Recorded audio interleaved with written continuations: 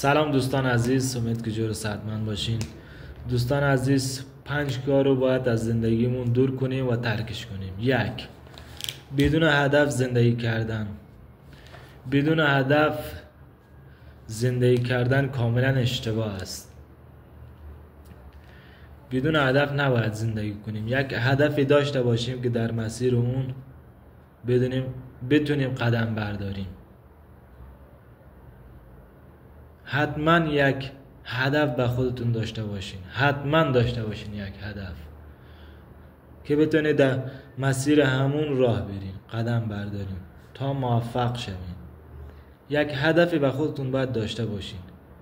هر کی میتونه یک هدف به خودش ایجاد کنه. هر چیزی که دوست دارین، هر کاری که مورد پسندتان هست، اونو هدفتون تعیین کنین. 2. دوستهای منفی نداشته باشین. یگانه چیزی که ما رو از کارمون بیکارمون میکنه دوست منفی داشتن است. دوست منفی فکر، کهنه فکر نداشته باشین.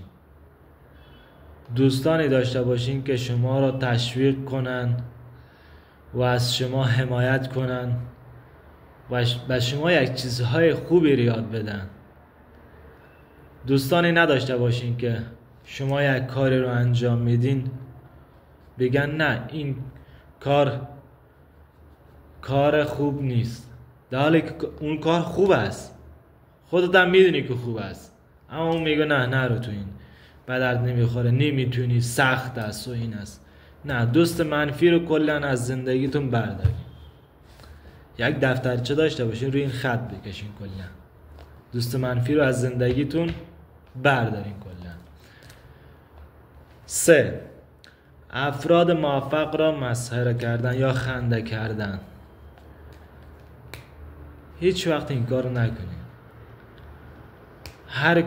هر کسی که به هر جای رسیده، آنقدر اون بنده خدا زحمت کشیده، آنقدر راه سخت و رفته که تا به اونجا رسیده است. پس ما نباید با یک اشتباهش اونو مسخره کنیم یا بخندیم به اون. انسان جایز الخطاست. هیچ کسی کامل نیست. لطفا نخندیم به کسی. هیچ کسی رو مسخره نکنین. هیچ کسی، هیچ احدی کامل نیست. لطفاً کسی که به یک جایی رسیده است، آنقدر زحمت کشیده است، آنقدر پشت سر حرفای شنیده است، آنقدر زجرش دادین، اما هیچ وقتی پا پس نکشیده است، شکست رو قبول نکرده است و کاری را که میخواد و انجام میده. پس یک کار اشتباهی رو کرد، اونو لطفاً مسخره نکنین، نخندین بهش، لطفاً. 4. کار مورد علاقت رو انجام ندی. دوستان من، اگه ما کاری که خودمون دوست داریم انجام ندیم، پس یک کاری که برای ما مسپارن، میگن این کارو نیم تو انجام بده. من اگه کاری که خودم بلدم و دوست دارم و انجام داده نتانم، پس کاری که برای من سپردن گفتن انجام بده، پس اونو چجوری انجام بدم به نظرتون؟ کاری که خودم دوست دارم انجام داده نتانم، کاری که به من سپردن، پس اونو چجوری انجام بدم؟ پس دوستان من، همیشه هر کاری رو که دوست دارین انجامش بدین که تا یک کار دیگه به شما مسپارن اونم بتونی انجام بدین. تا زمانی کار خودتو که دوست داری انجام داده نتانی، کار کسی دیگه هم نمیتونی. پس لطفاً کار خودتونه که هر کاری که دوست داری انجامش بدین. 5. بدون حساب خرج کردن.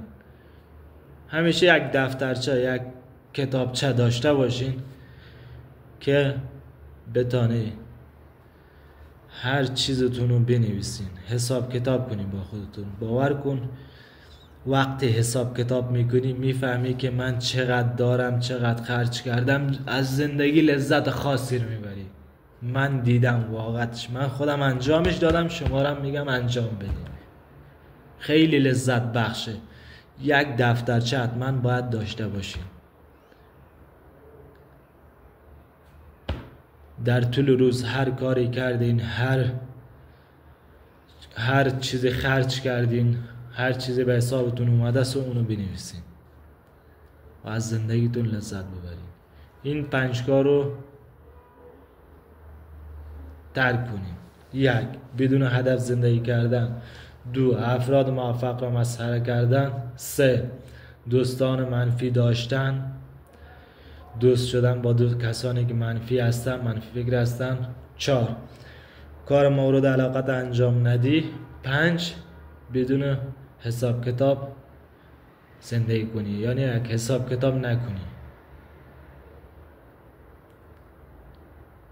امید که جور صحتمند باشین. خدا نگهدارتون.